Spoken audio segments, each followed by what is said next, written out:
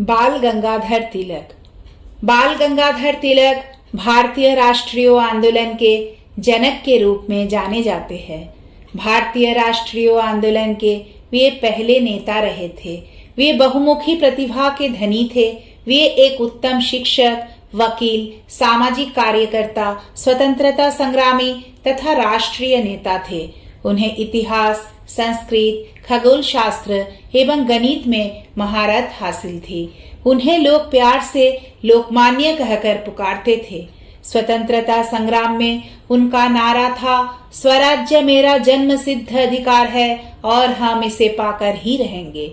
उनका मानना था कि अहिंसा सत्याग्रह से सब कुछ संभव नहीं है और जरूरत पड़ने पर हिंसा का उपयोग करना आवश्यक है। लोकमान्य तिलक का जन्म 23 जुलाई 1856 को ब्रिटिश भारत में वर्तमान महाराष्ट्र स्थित रत्नागिरी जिले के चिखली गांव में हुआ था। उन्होंने कुछ समय तक स्कूल और कॉलेजों में गणित पढ़ाया। अंग्रेजी शिक्षा के वे घोर आलोचक थे और मानते थे कि यह भारतीय सभ्यता के प्रति अनादर सिखाती है। उन्होंने डेक्कन शिक्षा सोसाइटी की स्थापना की ताकि भारत में शिक्षा का स्तर सुधरे।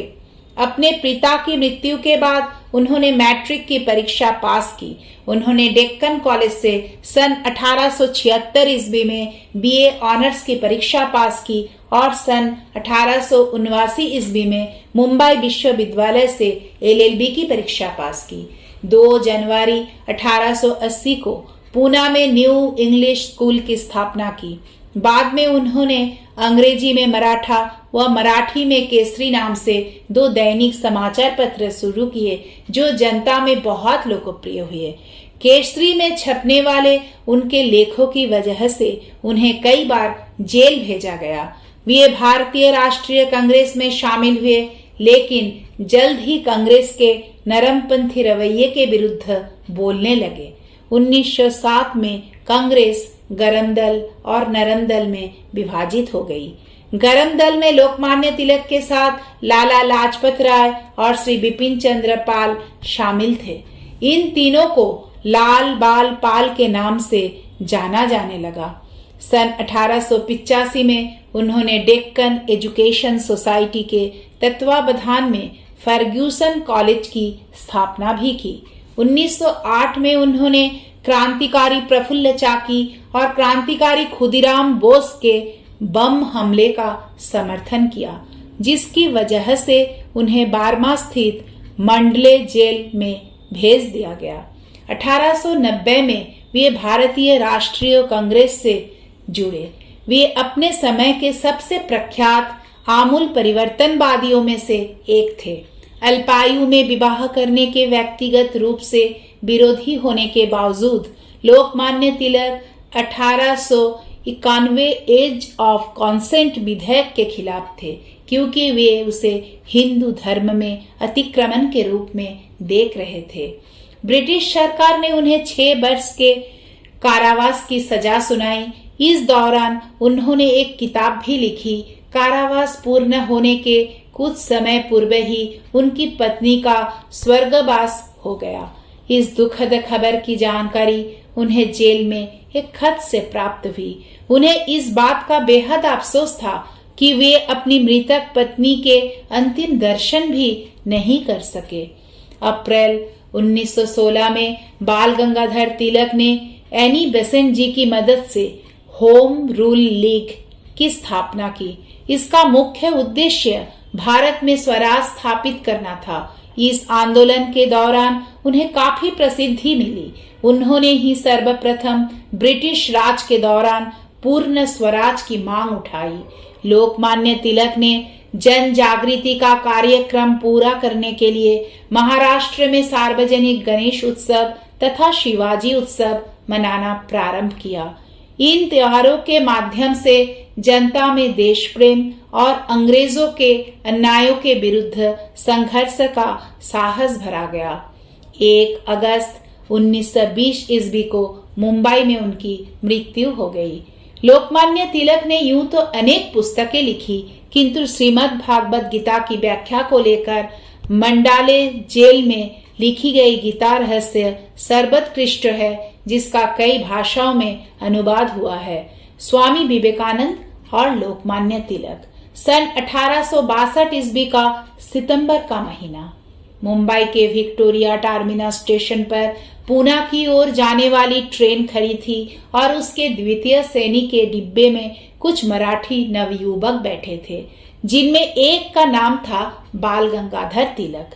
ट्रेन छूटने के थोड़ी देर पूर्व उसी डिब्बे में एक युवा सन्यासी ने भी प्रवेश किया। कुछ गुजराती सज्जन उन्हें पहुंचाने रेलवे स्टेशन आए हुए थे। उन लोगों ने एक टिकट खरीदकर स्वामी जी को दी और तिलक से अनुरोध किया कि पूना पहुंचने पर वे वहां इन सन्यासी के ठहरने की व्यवस्था कर दे। ट्रेन चलने के साथ ही नवयुवकों में आपसी बातचीत शुरू हुई। संभवतः उन लोगों ने सोचा था कि यह सन्यासी अंग्रेजी भाषा से अनभिज्ञ होगा, अतः वे अंग्रेजी में सन्यास के औचित्य और अनुचित्य को लेकर चर्चा करने लगे। कुछ नवयुवकों ने सन्यास आश्रम की निंदा की और उसे अकर्मण्यता का प्रतीक बताया। दूसरी ओर तिलक अकेले ही उनकी सारी युक्तियों का खंडन करते हुए सन्यासी जीवन की श्रेष्ठता प्रतिपादित कर रहे थे। काफी देर तक उनका वाद विवाद चला और पास ही बैठा युवक सन्यासी चुपचाप सब कुछ सुनता रहा। सुधारवादी युवकों की सन्यास विरोधी थोती दलीलें आखिर वह कब तक सुनता? संयम की भी एक सीमा होती है। उसने अपना मौन तोड़ते हुए प्रांजल भाषा में तिलक का समर्थन करते हुए उन्हें समझा दिया कि इतिहास, संस्कृति, शिक्षा, समाज सुधार तथा धर्म के क्षेत्र में सन्यासियों की देन कितनी महत्वपूर्ण रही है। बुद्ध देव, ईसा मसीह, शंकराचार्य और चैतन्य महाप्रभु सन्यासी ही थे और जिनकी देन को यदि इतिहास से निकाल दिया जाए तो फिर बचेगी ही क्या।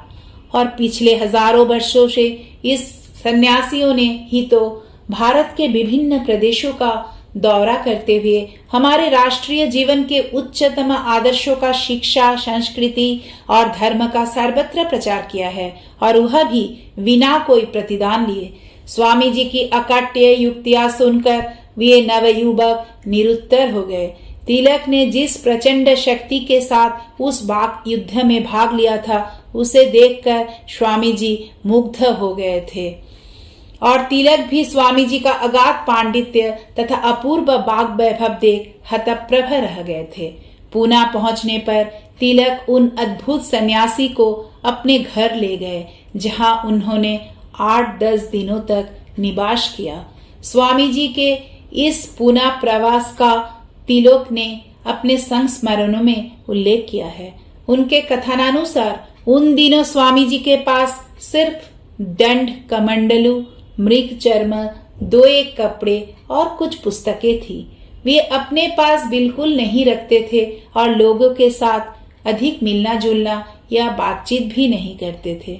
नाम पूछने पर उन्होंने बस इतना ही कहा था कि वे सन्यासी है। कई वर्षों के बाद ही तिलक को यह पता चल पाया था कि अनाम सन्यासी ही विश्ववंद स्वामी विवेकानंद थे, पर अभी तो वे दुनिया की नजरों से दूर एक अपरिचित, अकिंचन भिक्षुक मात्र थे। सन 1886 ईस्वी में अपने गुरुदेव के देहावसान के बाद से पिछले 5-6 वर्षों से ही वे परिव्राजक के रूप में भ्रमण करते हुए समूचे भारत और उसकी समस्याओं से परिचित होने का प्रयास कर रहे थे। कहीं वे ठहरते थे सच्चिदानंद के नाम से, तो कहीं विविदिशानंद के नाम से। वे अभी तक लोक प्रसिद्धि आदि को टाल रहे थे, इसीलिए तिलक द्वारा नाम पूछने पर उन्होंने सिर्फ इतना ही कहा कि वे एक सन्यासी है। अपने पूना निवास काल में वे कभी कभी तिलक के साथ वेद, वेदांत और गीता आदि विषयों पर चर्चा किया करते। महाराष्ट्र की नारियों में पर्दा प्रथा का अभाव देख स्वामी जी ने यह आशा प्रकट की थी कि बौद्ध युग की ही भांति यहाँ के उच्च वर्ग की कुछ महिलाएं यदि धर्म और आध्यात्मिकता के प्रचारार्थ अपना जीवन समर्पित कर दे तो यह अति उत्तम होगा। पूना के डेकन क्लब की साप्ताहिक बैठक उन दिनों हीराबाग में हुआ करती थी। वहां ऐसी प्रथा थी कि प्रत्येक बैठक में कोई एक सदस्य किसी विषय पर व्याख्यान देता था और तत्पश्चात बाकी सदस्य उसी विषय पर वाद विवाद करते। वहां की सभी कार्यवाहियों का माध्यम अंग्रेजी था। तिलक उस क्लब के सदस्य थे और वहां नियमित रूप से जाया करते थे। एक दिन संध्या को वे अपने साथ स्वामी जी को भी क्लब की एक बैठक में ले गए। उस दिन वहां काशीराम गोविंदनाथु ने किसी दार्शनिक विषय पर एक सुंदर सा व्याख्यान दिया।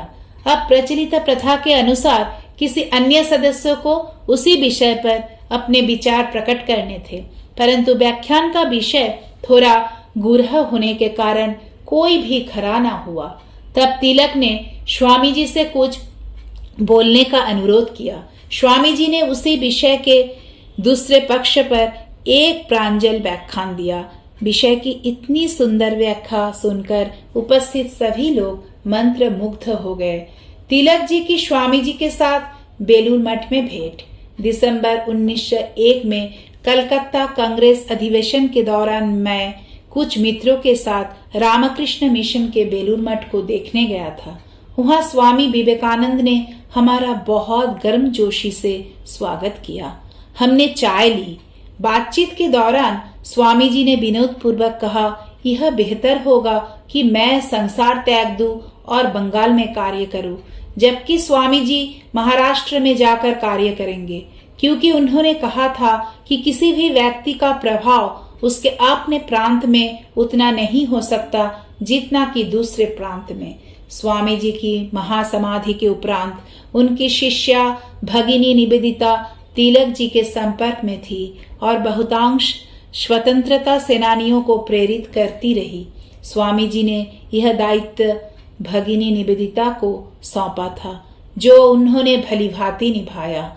दिसंबर 1905 के बनारस कांग्रेस अधिवेशन में संभवतः निवेदिता तथा तिलक की भेंट हुई थी। जय श्री रामकृष्ण। श्री